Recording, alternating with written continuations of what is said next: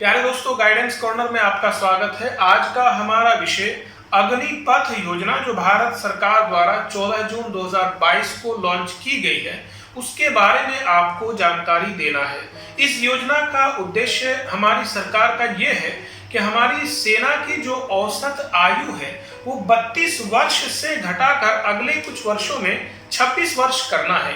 इसीलिए ये योजना भारत सरकार ने जारी की है।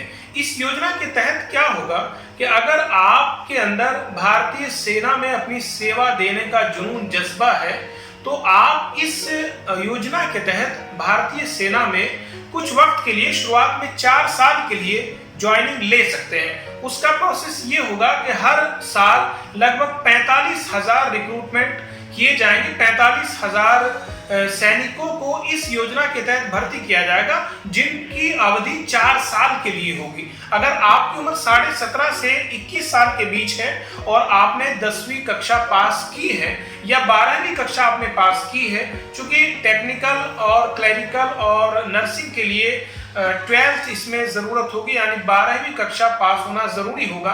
बाकी जनरल ड्यूटी के लिए अगर आपने 10वीं कक्षा पास की है और आपकी उम्र 17.5 से 21 साल है तो आप इस योजना के तहत सेना में भर्ती हो सकते हैं। अगर अग्निपथ योजना के तहत आप सेना में भर्ती होते हैं तो आपको अग्निवीर की संज्ञा दी जाएगी, यानी कि आप सैनिक के बजाय अग्निवीर कहलाएंगे और आपकी सेवा अवधि 4 साल होगी। उसी में आपकी 6 महीने की ट्रेनिंग भी होगी। इस 4 साल के दौरान आपको जो वेतन दिया जाएगा वो पहले साल में कुल वेतन आपका 30,000 होगा, लेकिन उस 30,000 का 30% आपके फंड में जमा हो जाएगा, यानी कि आपको जो इन हैंड मिलेगा आपको वो 21,000 रुपये होगा और 9,000 रुपये आपका फंड में जमा हो जाएगा। अगर दूसरे साल की बात करें तो दूसरे साल में कुल 33,000 होगा और उसका 23,100 रुपये आपको मिलेगा और 9,900 रुपये आपके फंड में जमा हो जाएगा।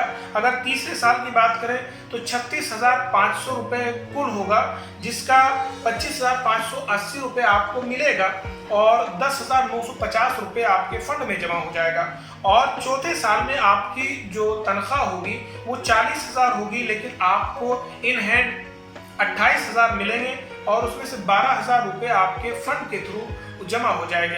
हालांकि जो आपका ये फंड जमा हो रहा है उतना ही फंड सरकार आपको देगी और इस तरीके से जो पैसा आपका इकट्ठा होगा और उसमें जो भी ब्याज होगा, जब आप 4 साल की ये सेवा अवधि पूरी करेंगे तो ये आपको सेवा निधि के तौर पर दे दिया जाएगा।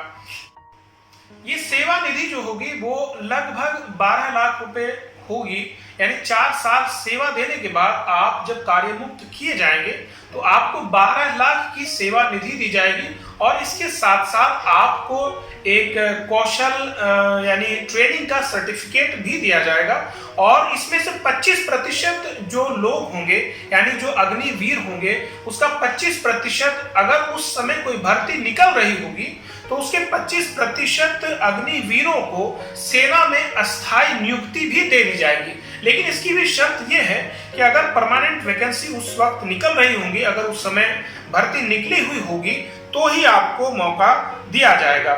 जैसा ये कहा गया है कि 90 दिन के बाद में इन भर्ती रैली का आयोजन किया जाएगा और आप उस भर्ती रैली में शामिल हो सकते हैं।